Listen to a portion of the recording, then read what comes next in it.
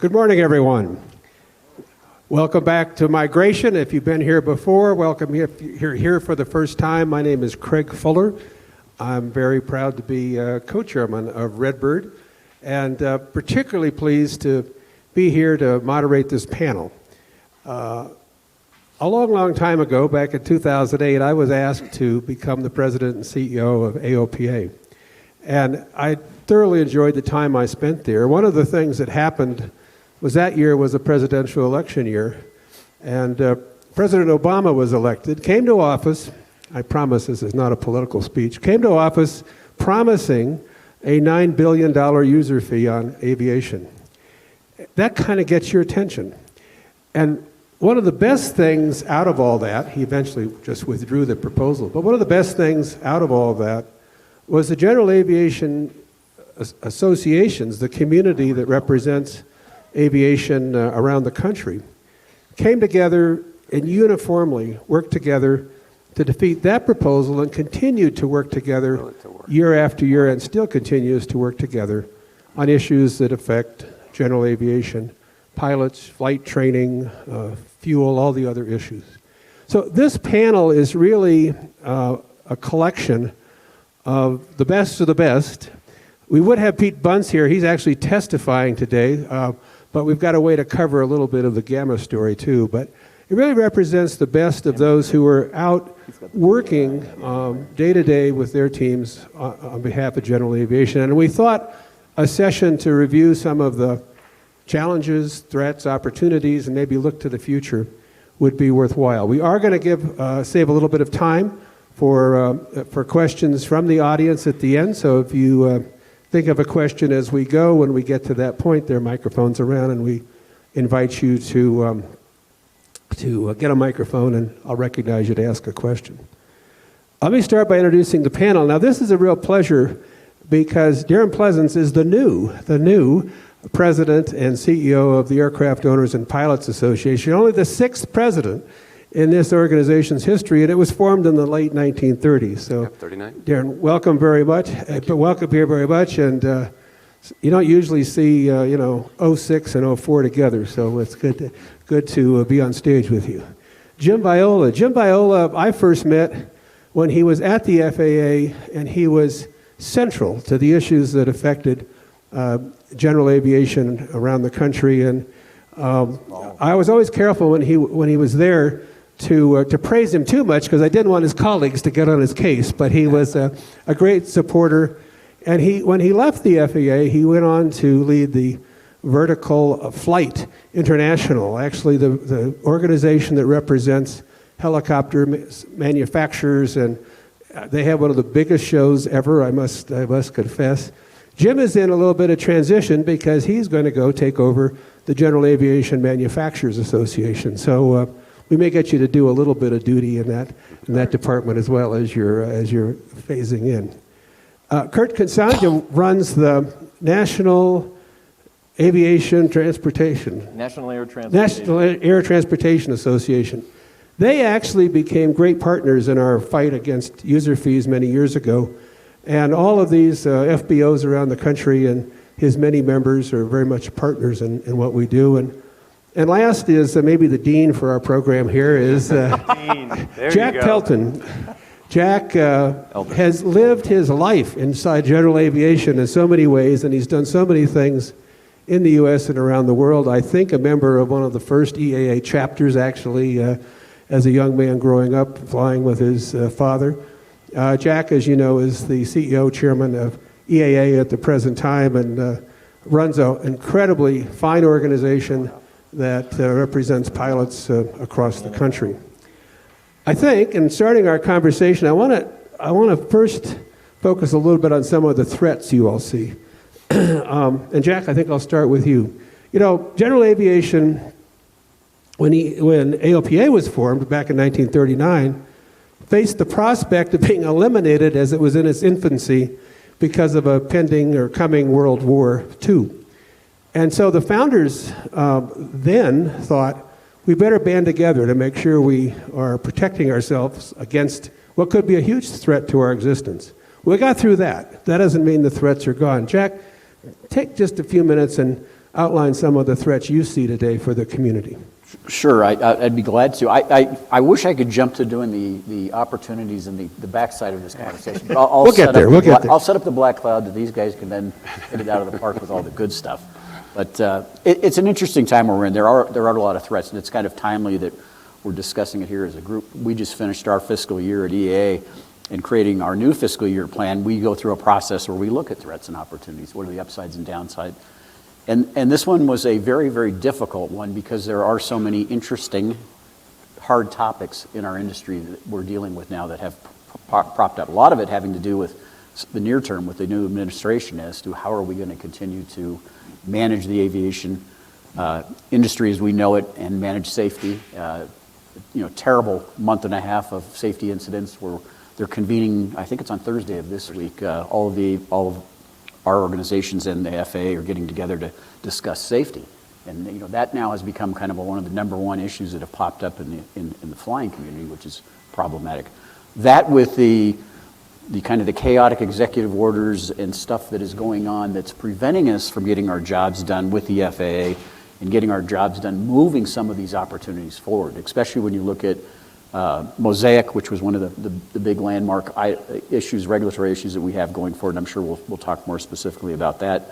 But it's bringing up the questions of, is it going to happen? If it is going to happen, what's it going to take to get it across the finish line? This had a clear path for no fooling by AirVenture or August timeframe. We'd be celebrating it. And right now we're all in I think kind of a shocked, and I'm very realistic because I've been through a lot of presidents, is let's pump the brakes. We're going to find out in time as to what's said versus what actually happens. I've never thought of the concern affecting our industry as much as tariffs could possibly impact.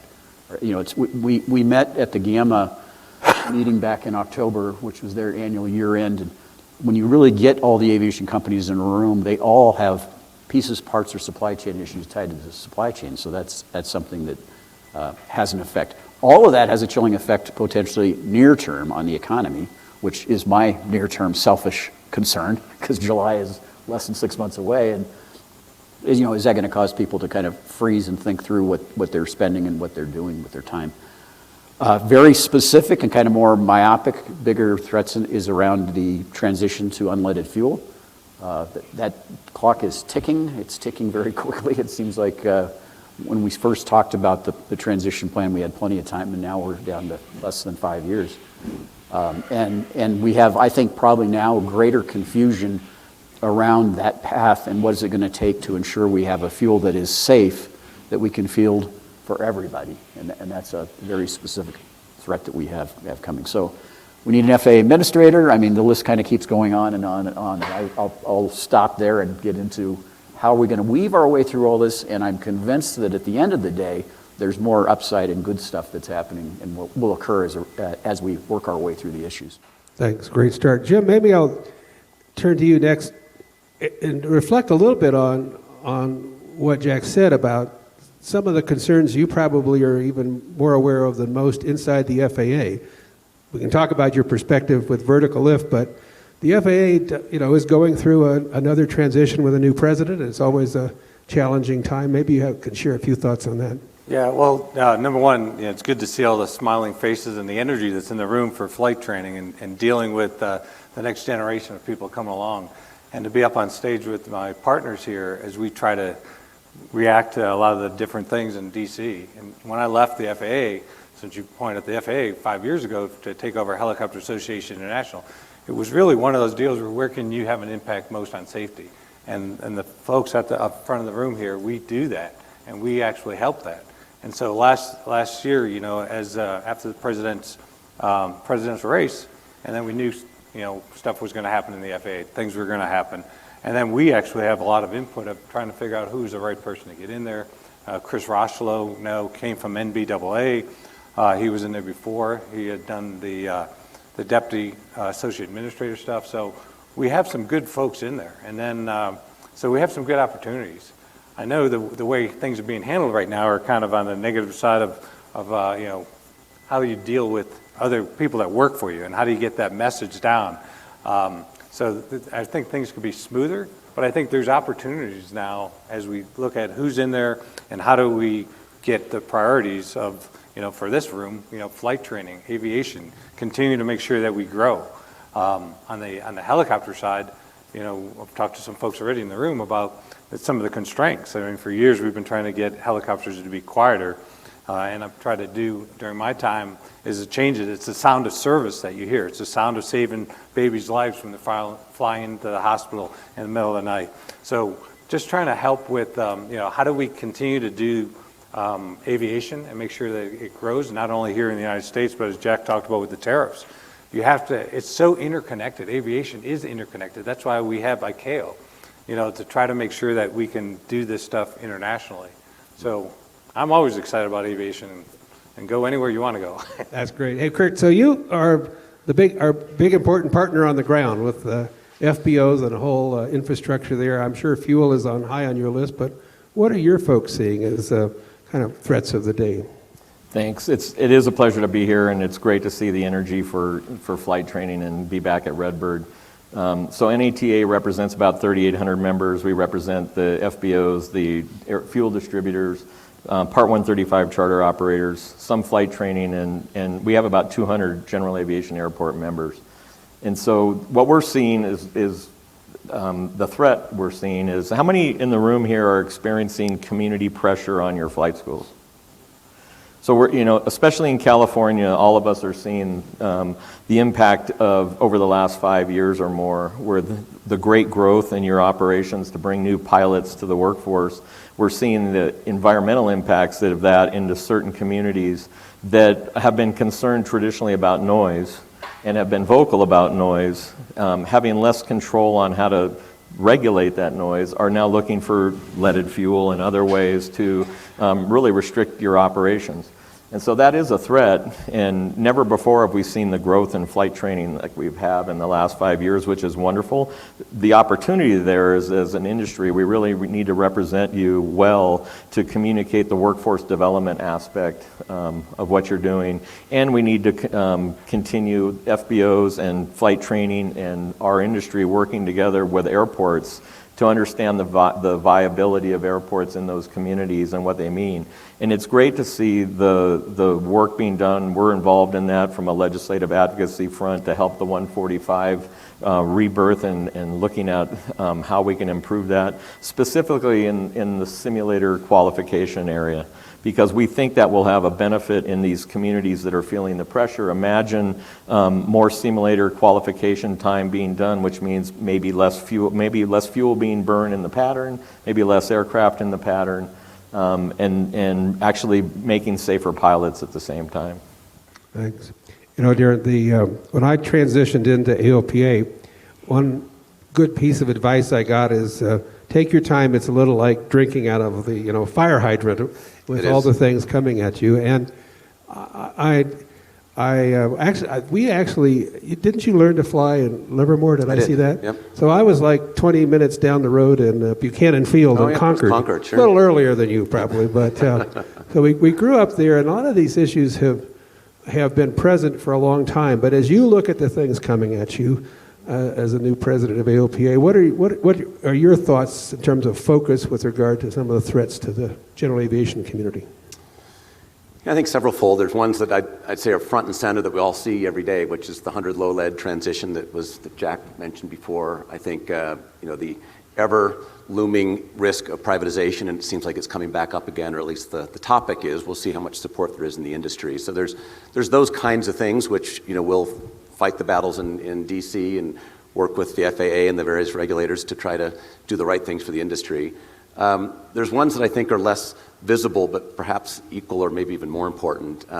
One was, even to Curt's point, the increasing lack of understanding among non-pilots of the value of general aviation and the value of the local airport in cities around the country. And I think that's a gap and an opportunity for an organization like AOPA to help tell that story, talk about the flight training, the young people's lives who are being changed for the better. They're going to become airline pilots or some other kind of contributor to society. They're not just rich people flying their airplanes around, right? And we know there's medevac, we know there's angel flights, there's firefighting, there's all these different great things that happen at a local general aviation airports that most people don't understand. Certainly most city councils and mayors don't understand. And in that lack of understanding comes a lack of support, and we end up spending a lot of energy trying to save what is the most amazing general aviation industry in the world.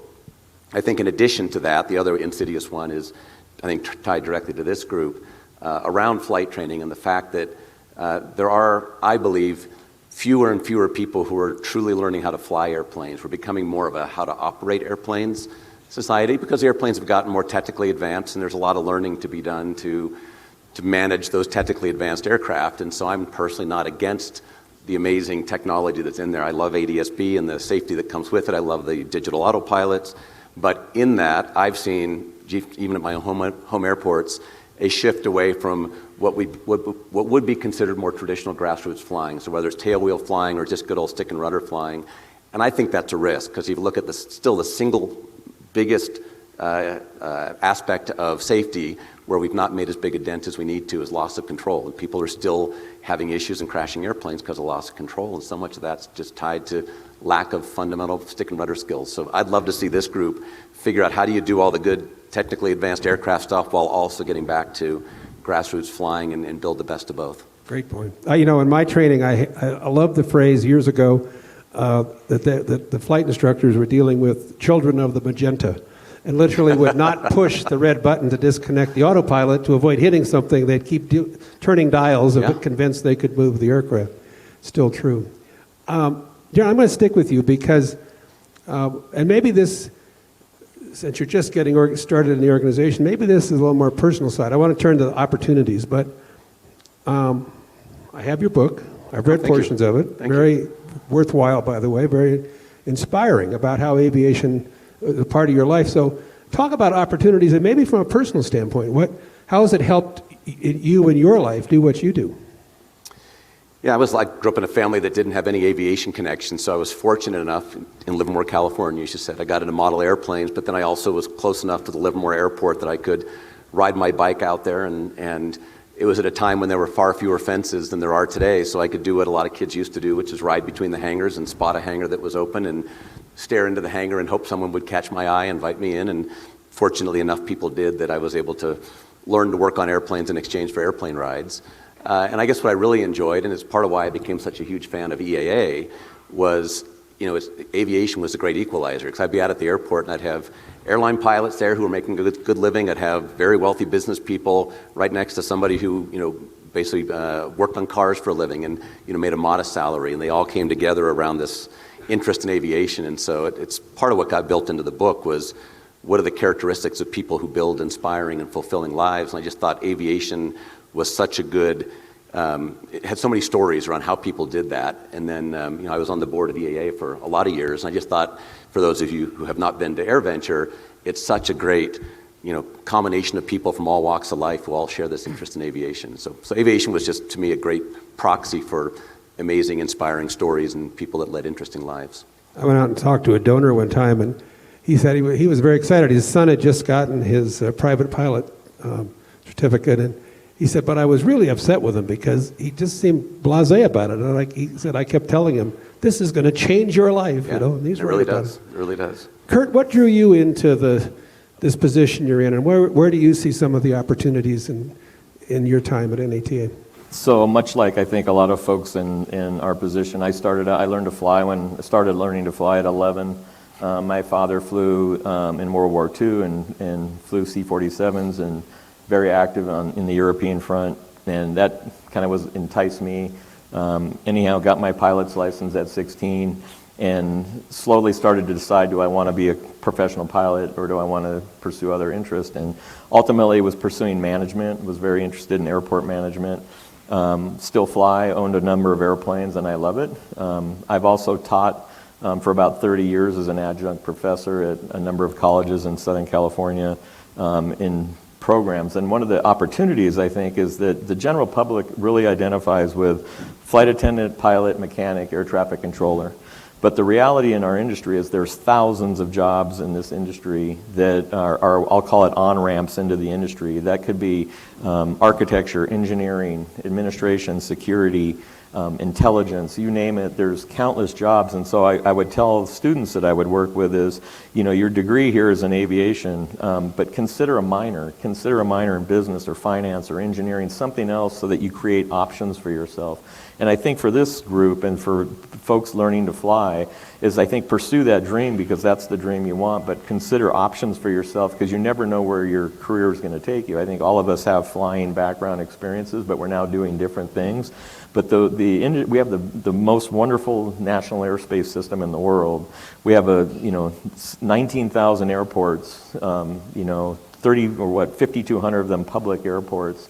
Fantastic opportunities for people to get into careers in this industry, not just in those 4 traditional jobs. And I think that's more relevant today as we see airports evolving and growing for the youth. So, Thank you, Jim. I know the organization you're currently running and the one you're going to has an international focus as well as U.S. focus. And maybe if you're willing, I know there's a lot of enthusiasm and excitement for you jumping into the Gamma role. It's a very important organization, but where do you see some of the opportunities, maybe here as well as abroad, as you step into that role? Okay, well, first, powered lift is something new, relatively new in the last 5 years. AAM, Advanced Air Mobility, everybody's trying to figure that out. And it's on the helicopter side, Helicopter Association International, Vertical Aviation International is really on the operators. And then trying to get that operator mindset of that these additional capabilities to vertical aviation are something that you should wrap your arms around. And then when you talk about Joby and Archer and Beta and all these vehicles and powered lift vehicles that are, on the manufacturer side now, so that's a Gamma piece, right? But they're going to operate in an environment that you're all familiar with because they're close to airports. They're not going to be long range type stuff. And getting the helicopter community to embrace this new technology and understand that they're going to be the folks with the best safety information to make sure that it's incorporated safely. So those are challenges at the same time, great opportunities as we move forward. And it's a really good connection, I think, from VAI, Vertical Aviation International, to Gamma, to the manufacturer side of the house, getting them manufactured.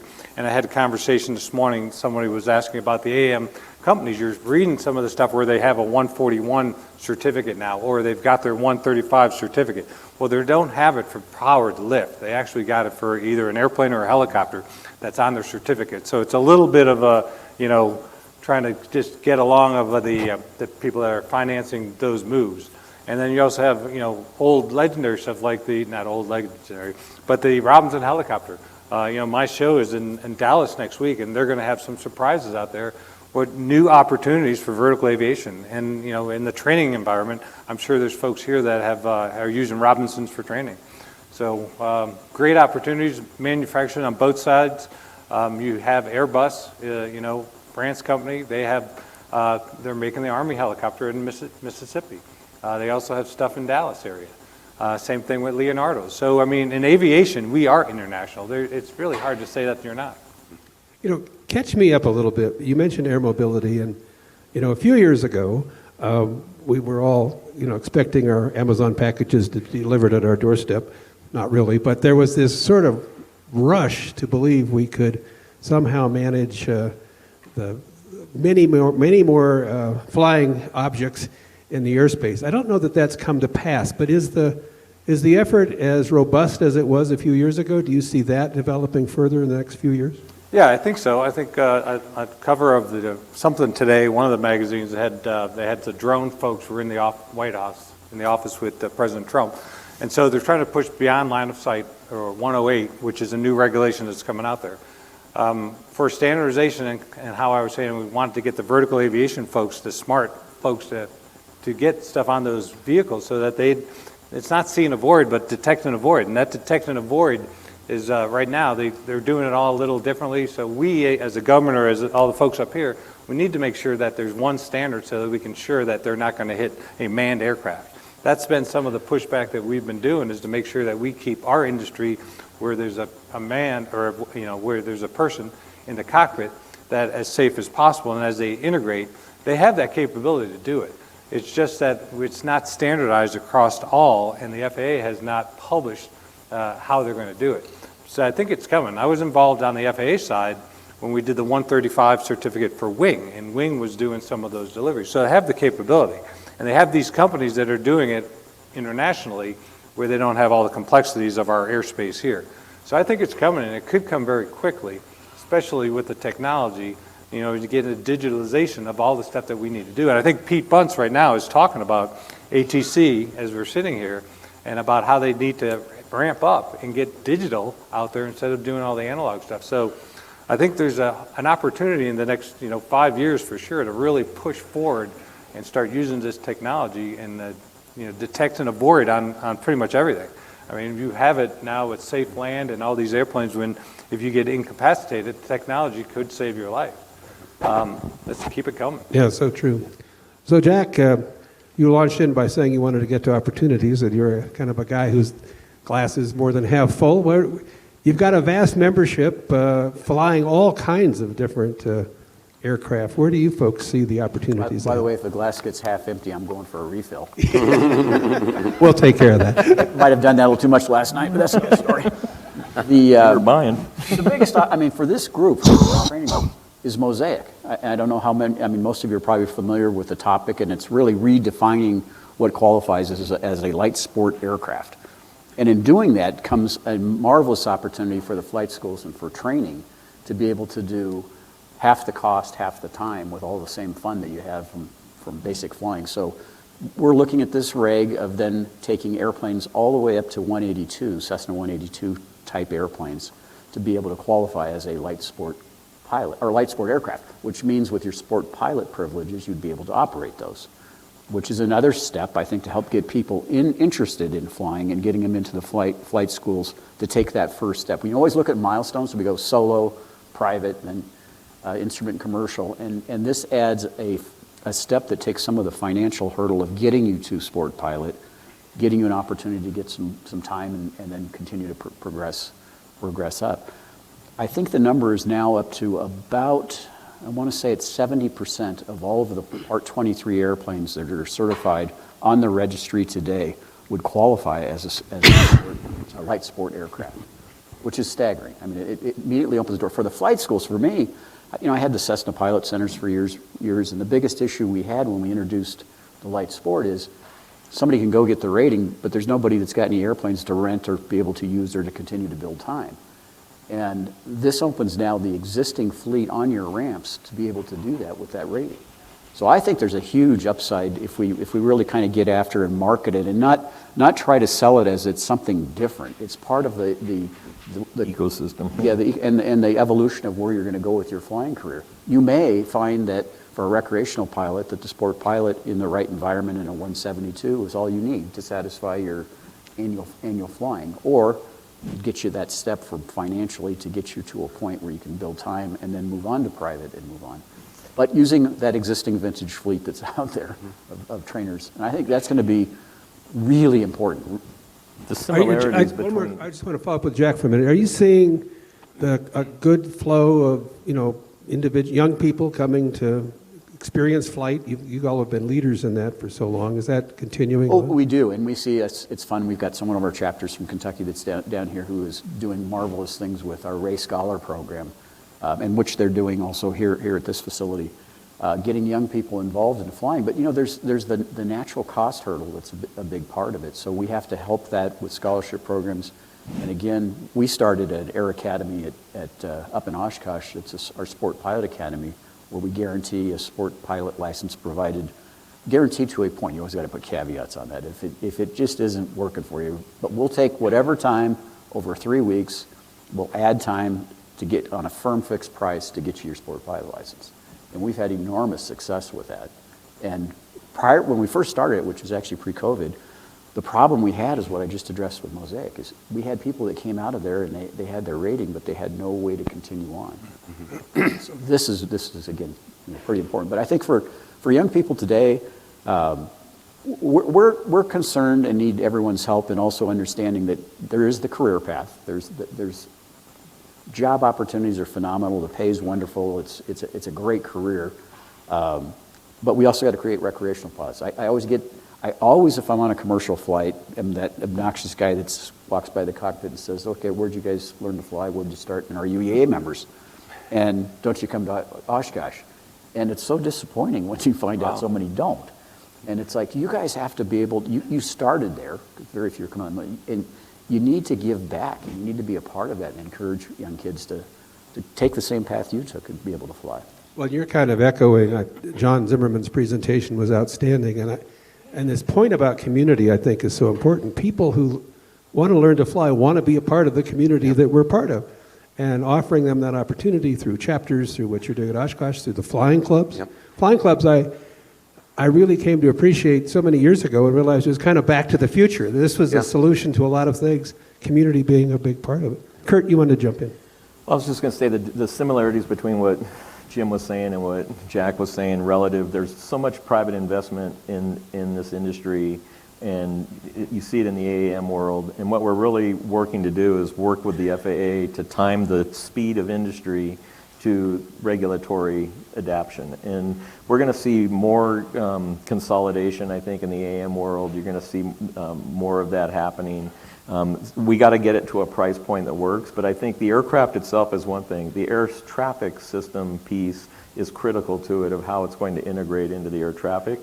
And I think we're going to see the FAA go through this evolution, and maybe the disruption in DC today is going to amplify that, but we're going to see more turnover in the agency. And I think the industry is actually having to train, if you will, the people that are coming into the agency. And I think we have to be mindful of that, because the next leaders in FAA could be coming from this group here. And so going back to your roots and becoming involved and seeing Oshkosh firsthand, it was really impressive when you go to Oshkosh. You see the contingency of FAA people that would come, and they would just get an eye-opening of how big the industry is. And we need to continue that so that we have rational regulatory process.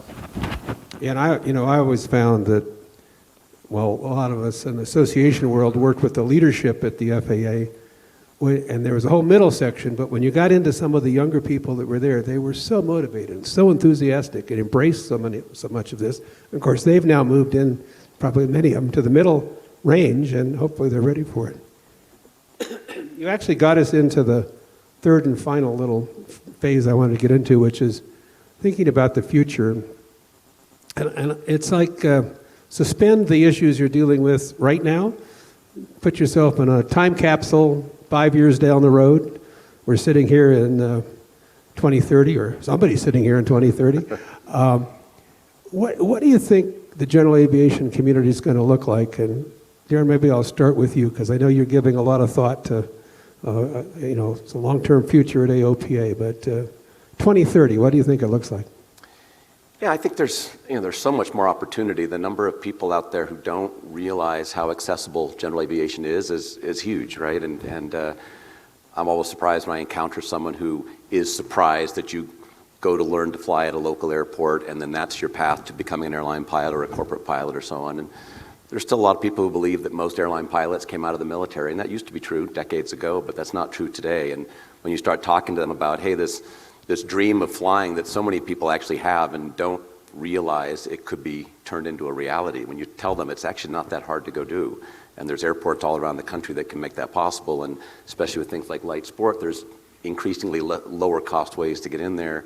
There's a whole population of people out there who could become pilots, I think, if we play our cards right and tell the story right. And I give a huge amount of credit to Cirrus, who's done an amazing job, I think, of telling that story about the airplane as a means to a lifestyle and to a set of life experiences that many people didn't know were possible. And so I spent a fair amount of time now with Cirrus just talking about how could we at AOPA help amplify that message, get it out to more people, and talk about this amazing world of aviation that has so many dimensions to it and how accessible it is to so many people, and then show them that path into it. So I'm a glass half full guy too. I think our brightest days are ahead of us if we play our cards right. Jim, when you think about like 5 years back and go 5 years forward, but you think about the changes in avionics, the technology that's present, what kind of learning has to be done to, the basic function of being a pilot hasn't changed, but boy, the tools and the technology has. Do you think that's going to continue on for the next 5 years, but tell us a little bit about 2030 from your perspective. Yeah, I think the technology that's available, fly-by-wire, the ways that aircraft are maintained, the ability to put trackers on rotor blades and know when the vibration is out of limits so that you don't have to have a magic hour wear out, that you actually wear out the part, So I'd really like to see a lot of improvements in the maintenance side. When we take an aircraft apart to do an annual on it, and we got, are you causing more damage than not? So we get into where you have those tiny little trackers like a lot of us have on our bags now, so we don't lose them when we're doing commercial travel, and it just monitors that type of stuff. So hums, the health evaluation type stuff, will also lower the cost, right? Because you're not doing that additional maintenance that really isn't helping a lot. And then just vertiports and heliports back on these tall buildings in cities, so that you can stay out of the traffic and you can stay out of bothering the folks that don't want to hear the noise, and just making them quieter. So I look forward to seeing some of the future vehicles 5 to 10 years from now, and how they're being powered. Is it going to be hydrogen? Is it all electric? Is it a combination? We're working through all those things right now, and that's why it's so exciting. But yeah, I'd like to see that quiet, powered lift vehicle that can fly to the farm and visit the grandkids on. Sounds good. Curt, you talked about consolidation, but is the economic model changing for your members considerably over the 5-year period? How are you all viewing that? From a capital investment point at airports for, let's say, 135 operators or FBOs, certainly we've all seen the increase in cost of what it takes to actually invest in airports. And so there's a necessity for a real good partnership with private industry and the airport public industry. Things like we need longer investment term from airports. The cost of construction's doubled over the last 5 years in some cases, so we need more term to amortize that.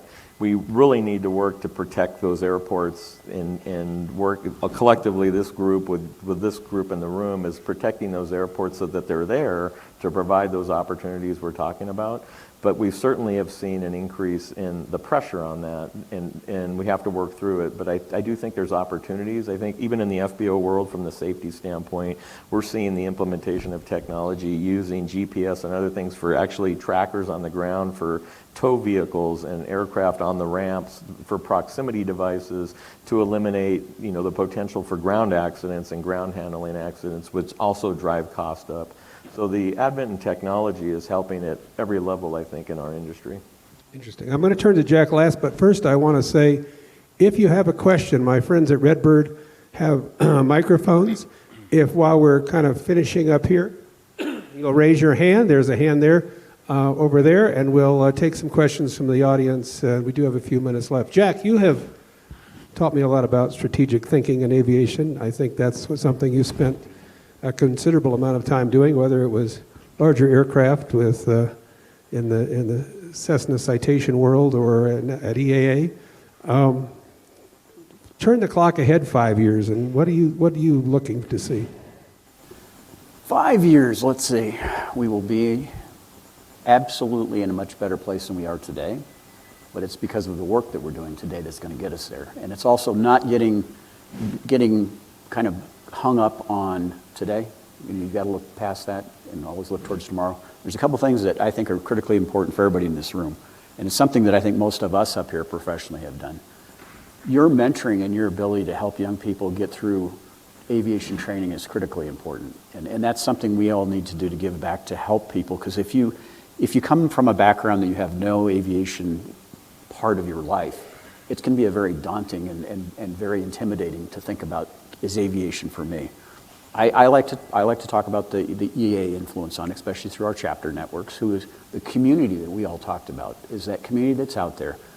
We went out and said that flight training is broken, and we weren't criticizing, and we weren't getting into specifics. There have been lots of studies. When you were at AOPA, we did the study on flight training, and we found that just by providing mentorship, the kids that we give scholarships to, 80% of them get their private pilot's license or better. And the actual national statistics on that was upside down. And we went to the Ray Foundation, and I pitched it to them as far as saying, we think we can turn that around.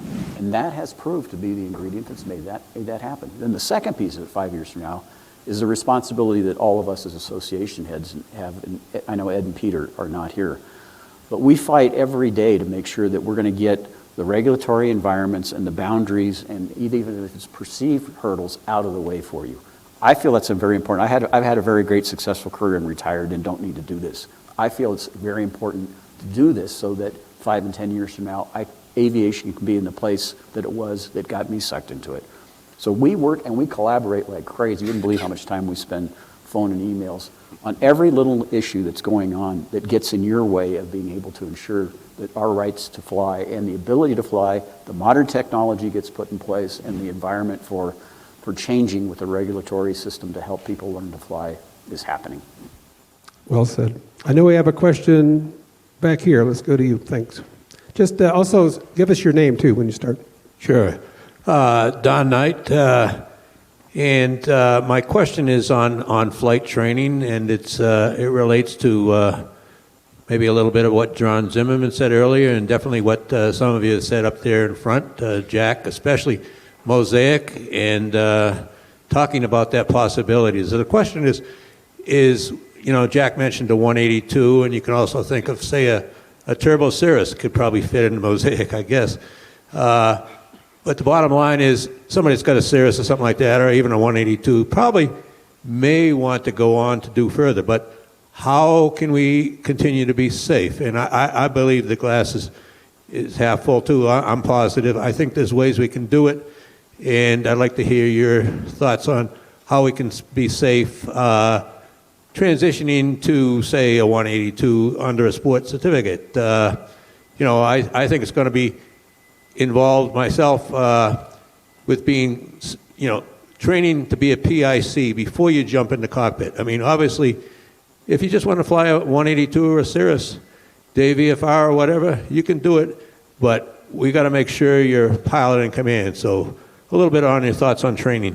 Thank you. Great question. Jack, you want to take I know on the MOSAIC, the sport pilot piece, there is going to be definite transition training that's required as you move up from the current definition of a light sport aircraft at what are we at, 1320, the weight limit on it. To move up will require specific training to go get qualified in a 172 or a 182. So that is one of the underpinnings of it. And then, you know, just relative to safety in general, I think, you know, most of us, all of us in the room here are all about training and the importance of it and how do we get in our, and it's kind of a community thing, is how do we get our fellow aviators and people that we're around at the airports to understand the importance of staying current, training. That's exactly what these great products that Redbird has allows you to do year-round at a lower cost. In you know, I go back to Oshkosh, it'll be probably minus 8 degrees. I'll go down to the Proficiency Center and fly and stay sharp. So it's a mindset and it's a culture, and we have to really encourage and enforce that amongst the, and that's sometimes telling one of your fellow friends at your airport that what you're doing is really stupid. You know, you gotta help them, because we can help the outcome if you do that. I will tell you, I know that there's alternatives, and I don't want to make this an advertisement, but I've enjoyed going around and seeing pilots who have moved up but gotten a flight simulator in their home or their office, and literally, if they're going to go to Aspen, it happens to be a real case that I've seen a number of times, they go fly the approaches in Aspen. They go fail an engine on takeoff. They go do those things so that a week later, when they're in the airplane, an airplane they own and are familiar with, they have had a chance to go through that. And I think that's a place where technology really helps. And Redbird and others have been very intentional to have a range of opportunities for pilots so that they can get that experience and stay current. And the skills, of the flying skills you've got to work on, but currency is everything. Darren's going to find out. I ended up in my latter years at AOPA logging over 400 hours a year. Some in a CJ3, a lot in my Husky, some in a Caravan. And, you know, I loved it. But when I left, I did realize when I wasn't flying as much, the proficiency was not what it was when I was flying all the time. And I think finding ways to encourage people to find that experience, whether in an aircraft or in a simulator, it gets to the important point you made. Another question. There we go.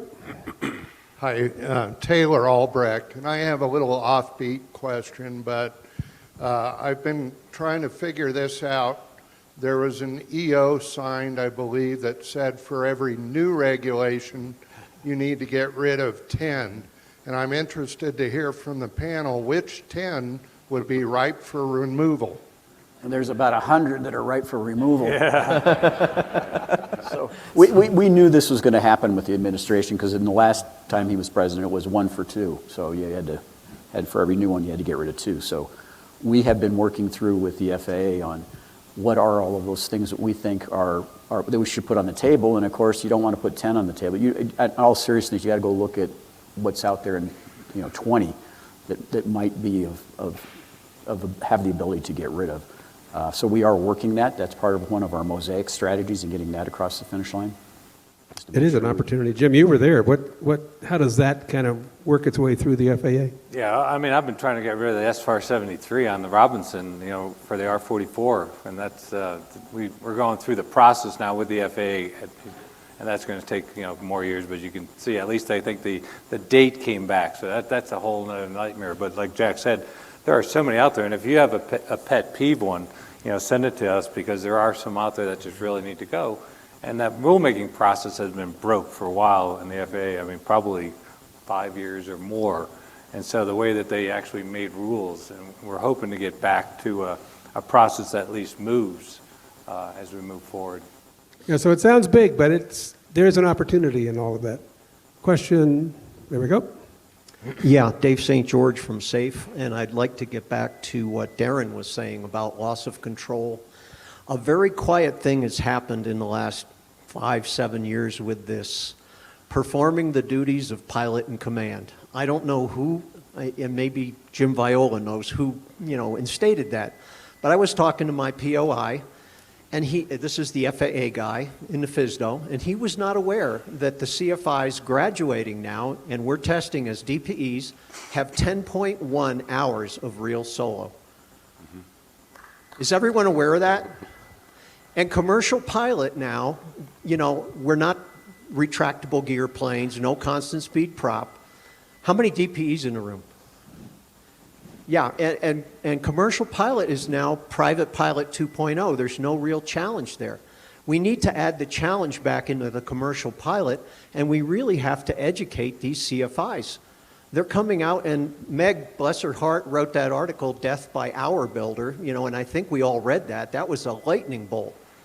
We have to really develop solid, flight instructors that know what they're doing out there, not just clones that graduated from some academy. I don't know what the answer is. I'm just throwing it out there.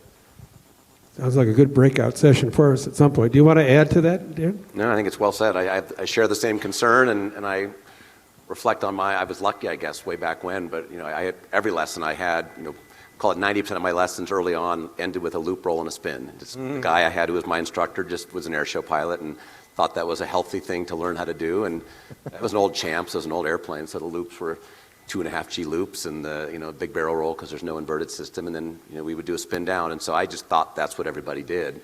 But I think I became better because of it. And I look at where people learn today, and it's the exact opposite, right? You barely have to do a spin to become a CFI, and most students have never done a spin, and it shouldn't be a scary thing, but the fact is it is for most people. And so we were talking a little earlier about that. That's just a huge gap in my mind. And I think it's, in many cases, the root cause of the loss of control issues. You look at a perfectly VFR day, was just a few months back with 2 Cirruses within days of each other spinning in on a perfectly VFR day, and there's just no reason that should happen. And I think it's because people aren't building comfort with operating closer to the edge than maybe they've had a chance to practice, and all of a sudden something bad happens and they freeze. And so, yeah, I think it's a huge gap in the flight training environment today, and it's not unfixable. It's something we absolutely could choose to fix. We have to just choose to do it. And I liked John Zimmerman's point. I think there's a question down here. John Zimmerman's point about the metrics. And, one of the things we found a long time ago and continued to find, that the flight schools that are successful and are addressing those kinds of issues are really keeping close track of the experience of their instructors, how they're rated by students, issues they might have with students. And so maybe in some of the work John and his folks have done, there's a message there. Could we come right up front here to a question?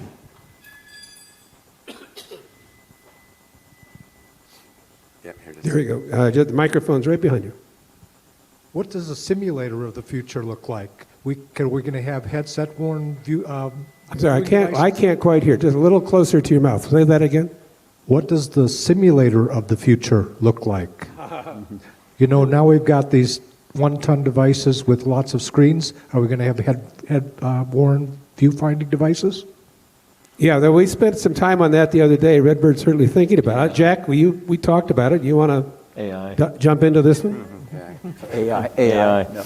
You think about it, we still have a long ways to go to get our GA simulators to be able to accommodate what you see today in getting a type rating at a flight safety simulator. So it's getting that capability, getting the rules, and getting the FAA to agree to allow the training to be accomplished in some of these simulators that don't need to be, $30 million motion-based type products. So I think there's a kind of a converging. We've got to get the FAA on board to start recognizing the technology has advanced way past what they understand it to be, so it can do more for you and get more training credit for it. I think it was so disappointing during FAA reauthorization when we looked at push really hard about allowing more time in the simulator, and it was for all the wrong reasons it was categorically denied. We've got to keep pushing that. I mean, that's something we up here have to work on, because there's no reason you shouldn't be able to do most all of your training in the simulator, other than your fundamental stick and rudder skills. But you're wasting a lot of time and money in an airplane just trying to figure out, how do I reach down to get the fuel turned on or not? And we should be really, that has to be something we got to go after like we've never gone after before. And that's an opportunity, I think, for flight schools to embrace their local communities, because if you can get local community folks to come in and see your flight training and talk about the value of simulator training, to teach people in environments for whether it's weather or engine out failures and things you can do in a simulator that you wouldn't do in the normal environment, the community's going to appreciate that. And I think get them on your side. We do have to go back and lobby. We weren't successful in reauthorization to get more qualified sim training. But to Darren's point, I think there's a line to a balance. You also have to have the right type of training, actual practical experience in the air to balance that out so that we're teaching stick and rudder skills. It drives me crazy because we're not looking at the curriculum and the content that we try to train for. So, you get a type rating and a citation 10, you never ever fly the airplane until you're done. They hand you your ticket and you go out to the airplane and go, what the hell's this? And flying passengers. Try to land one, it's not like a simulator. But you're doing things in there that, an engine out where you have a situation where you're doing procedures to be able to recover the airplane and keep it going. Single piston airplane, you're really looking at procedures the same way. The outcome's going to be different because if the engine stops, you're now working on your process of where am I going to look for a field, what am I going to do in the cockpit, who am I going to communicate with, what data do I have to solve for this problem. It can all be done with what we already got today. We just got to get the regulators to step up and recognize that. One of the things that we do here at Redbird is really look at the options as they're coming out. You mentioned the sort of the virtual glasses. There's a lot of interesting things in the marketplace. You'll see things advertised in the marketplace.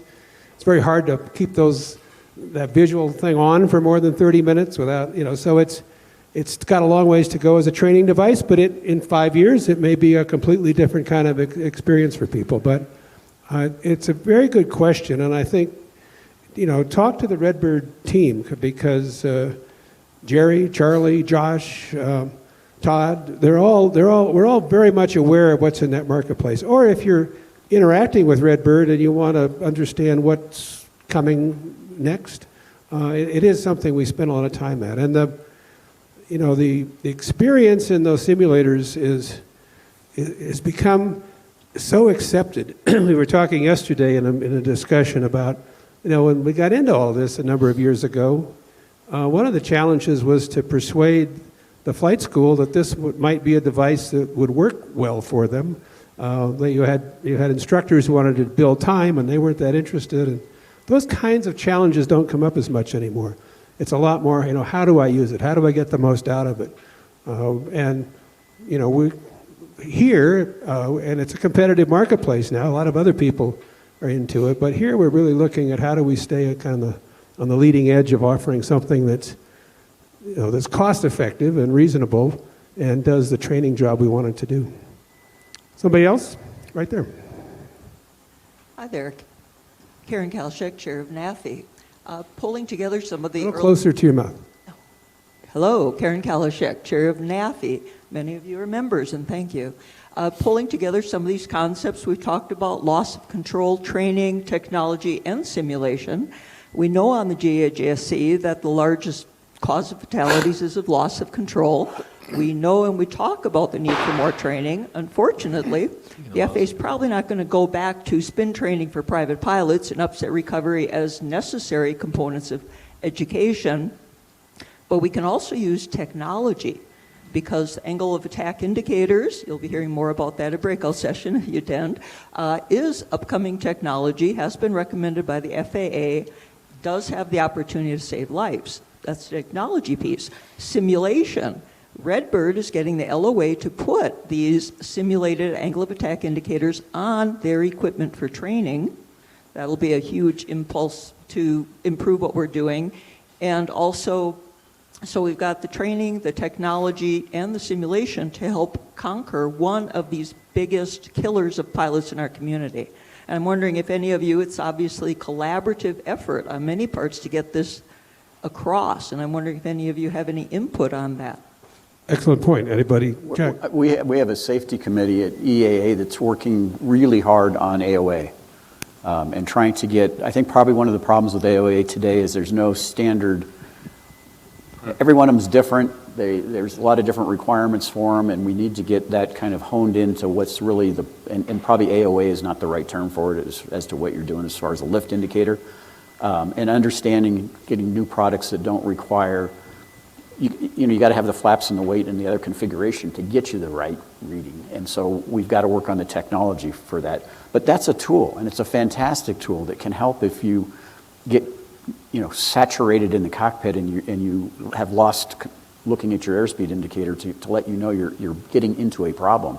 So I think those are the kinds of technologies that are and I know I've read all the articles by all of you. You got the old guys like me, and you got the other guys that are saying fly the wing, learn to do. I agree. That is, but you have to have different ways of communicating and getting the point across to different students and different mindsets. And AOA is an additional tool to help do that. We're down to our final 2 minutes, and I'm going to have the lightning round, which is a brief word from each of you as we close. I'll start with Darren, just in case we didn't cover something you wanted to say. Quick word in conclusion. Maybe just building on the point that was just made, I think especially the schools that are pumping so many people through, I feel at least there's a lot of training to the minimum. So train to the standards, we got to get them through and they pass their check right, hopefully. But I guess the invitation to the group here would be, train beyond the standards, right? Train beyond what's just required to get the certificate, and that would have you inviting students to go take some spin training, even though it's not required. That's what a great pilot would do. A good pilot perhaps doesn't need to do that, but a great pilot would learn to do those things. So use your role as a flight instructor to push students to move beyond just the minimums. Good. Jim. Yeah, I'm going to hit training too, and I call it, in the military we call it rehearsals, but the opportunity to do what on a Redbird machine. What are you going to do? You're going to fly somewhere in a jet or something? You're going to go practice it, do a rehearsal, do the approaches, just like you said.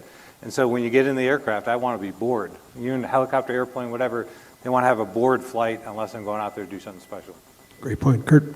I would encourage the flight schools that are, especially those that are environmentally sensitive communities, to really embrace your communities and to go out and educate outside the fence of the airport what you're really doing to build workforce development and build the next aviators, and how you're using technology to do that, and then be receptive to what we've defined as like fly-friendly practices, implement the AIM measures, educate your airport management and elected leaders on how you're flying friendly, because those proactive measures is going to really preserve your relationship to mitigate or minimize some of the conflict you'll get from some of the residents. Thanks. Jack? I don't have anything because I'm just glad we didn't talk about unleaded fuel.